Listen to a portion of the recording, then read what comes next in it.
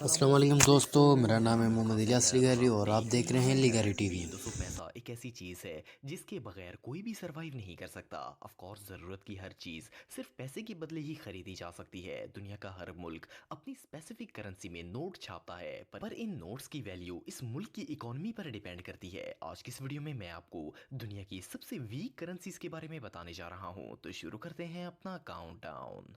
Subscribe करें लिगर subscribe TV करें को और लिगारी बेल टीवी को आइकन को और बेल दबाएं आइकन को दबाएं। इंफॉर्मेटिव वीडियो सबसे पहले देखने के लिए।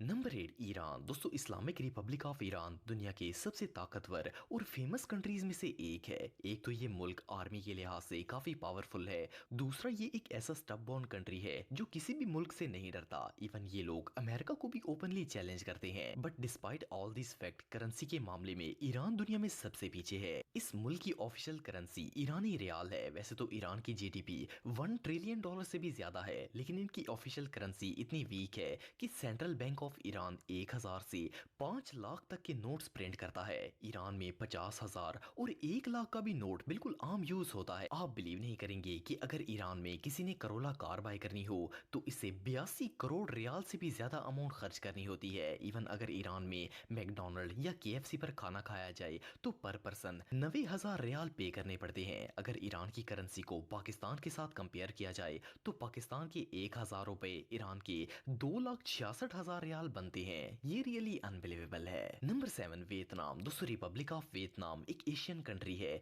जो कि साउथ ईस्ट एशिया में वाक़या है। इस मुल्क की आबादी 9 करोड़ 70 लाख से ज्यादा है। वियतनाम खास तौर पर अपने यूनिक गोल्डन हैंड ब्रिज के लिए बहुत मशहूर है। दुनिया भर से लाखों लोग इस अमेजिंग स्ट्रक्चर को देखने के लिए आते हैं। वैसे तो वियतनाम कुदरती लिहाज से बहुत खूबसूरत मुल्क है, लेकिन अनफॉर्चुनेटली इस मुल्क की इकोनॉमी काफी डाउन है। वियतनाम की ऑफिशियल करेंसी वियतनामीज डोंग है। नेशनल बैंक ऑफ वियतनाम ने डोंग करेंसी को 1978 में प्रिंट करना शुरू किया था, पर ग्लोबल मार्केट में इस करेंसी की कोई वैल्यू नहीं है, इसीलिए ये बहुत ही वीक है। वियतनाम में 100 से लेकर 5 लाख तक के नोट्स इस्तेमाल होते हैं। बिलीव करना मुश्किल है, लेकिन अगर आपको वियतनाम में एक मोटरसाइकिल भी खरीदनी हो तो आपको कम से कम 1 करोड़ 60 लाख डोंग्स की जरूरत होती है। अगर पाकिस्तानी रुपीस के साथ इसे कंपेयर किया जाए तो पाकिस्तानी 1,000 रुपए वियतनाम की 1,45,000 डोंग के बराबर होते हैं। अगर इस एतबार से देखा जाए तो एक फकीर भी वहां जाकर करोड़पति बन सकता है। Number 6 Indonesia. दोस्तों इंडोनेशिया एक एशियन कंट्री है जो कि इंडियन और पैसिफिक ओशन के दरमियान में वाक़या है। इंडोनेशिया को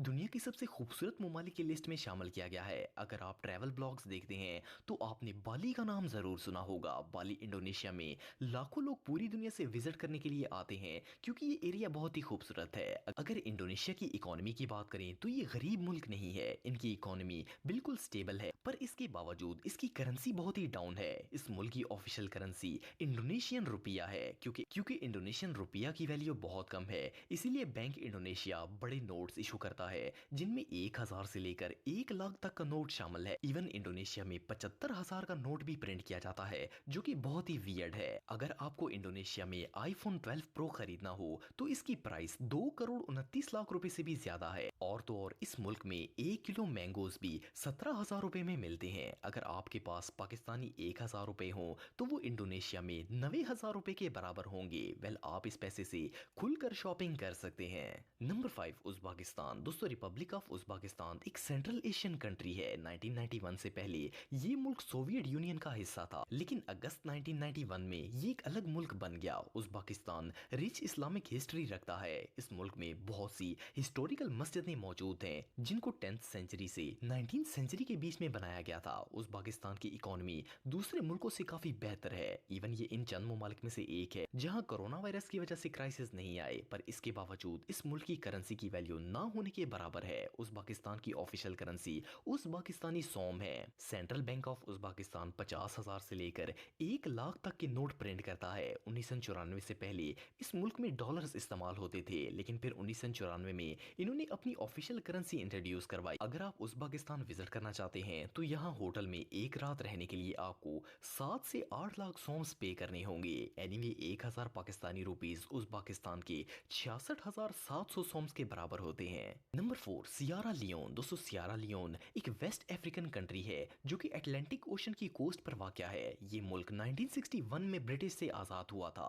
सियारा दुनिया के उन ममालिक में से एक है जहां गोल्ड और डायमंड बहुत ज़्यादा तादाद में पाया जाता है। इवन इस मुल्क से बहुत बड़ी क्वांटिटी में आयरन, गोल्ड, डायमंड और कई मादनियात पूरी दुनिया में सप्लाई की जाती हैं। पर इन सब के बावजूद ये एक बहुत ही पुअर नेशन है और खास करके इबोला वायरस आउटब्रेक के डर से हर मुल्क इनसे दूर ही रहना पसंद करता है। इस मुल्क की ऑफिशियल करेंसी लियोन है। इसे SSL भी कहा जाता है। बैंक ऑफ सियारा 1000 से 1 लाख तक के नोट्स इशू करता है। इसके अलावा लियोन करेंसी के कोइंस 10 से 500 तक की वैल्यू पर बनाए जाते हैं। सियारा लियोन का 500 का कोइन साइज में काफी बड़ा होता है और इसका वजन भी 7 ग्राम से ज्यादा होता है। इस मुल्क में भी हर चीज बहुत ही महंगी होती है। फॉर एग्जाम्पल अगर आपको इस मुल्क में एक सेकेंड हैंड होंडा बाइक खरीदना हो तो इसकी प्राइस 1 करोड़ रुपए से भी ज्यादा होती है। अगर इस कंट्री का कंपैरिजन पाकिस्तान से किया जाए तो 1000 पाकिस्तानी रुपए यहाँ के 65,000 के बराबर होते हैं। नंबर 3, गिनी। दोस्तों गिनी एक वेस्ट अफ्रीकन कंट्री है जो कि अटलांटिक ओशन की वेस्ट कोस्ट पर वाक़या है। गिनी एक छोटा सा मुल्क है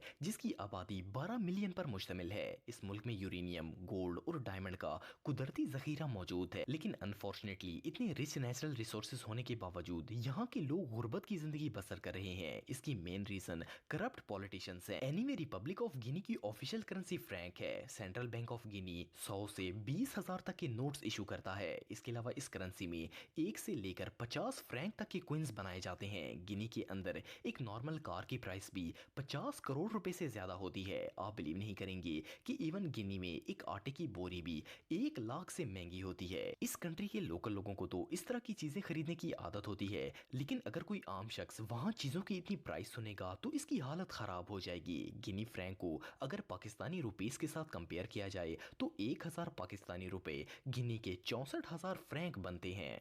नंबर 2, लाओस। दोस्तों लाओस एक छोटा सा मुल्क है जो कि साउथ ईस्ट एशिया में मौजूद है। इस मुल्क की आबादी तकरीबन 70 लाख लोगों पर मुश्तमिल है। लाओस साउथ ईस्ट एशिया का वाहिद ऐसा मुल्क है जो कि लैंड लॉक्ड है। इट मींस ये किसी भी तरफ से समुद्र से अटैच नहीं होता। लाओस दुनिया के सबसे पुअर कंट्रीज में से एक है। रिसर्चर्स के मुताबिक इस मुल्क में 58% लोग मजदूरी करते हैं जबकि 9% लोग अनएम्प्लॉयड हैं। इट मींस इस कंट्री की इकोनॉमी बेहतर होने के दूर दूर तक कोई चांस नहीं है। इसलिए इनकी करेंसी सेल्फ डिवैल्यूड है। लाओस की ऑफिशियल करेंसी किप है। बैंक ऑफ लाओ 500 से लेकर 1 लाख तक के नोट प्रिंट करता है। इस कंट्री ने अपनी करेंसी 1995 में इस्तेमाल करना शुरू की थी और अपने मुल्क की फाइनेंशियल कंडीशंस को देखते हुए इसकी गवर्नमेंट ने खुद इंटरनेशनल मार्केट में इसका एक्सचेंज रेट लो रखा था और आज भी ये करेंसी बहुत ही वीक है। फॉर एग्जाम्पल अगर पाकिस्तानी रुपीस में देखा जाए तो 1000 रुपए लाओस के 60,000 किप बनते हैं। नंबर 1, पैराग्वाय। दोस्तों पैराग्वाय एक साउथ अमेरिकन कंट्री है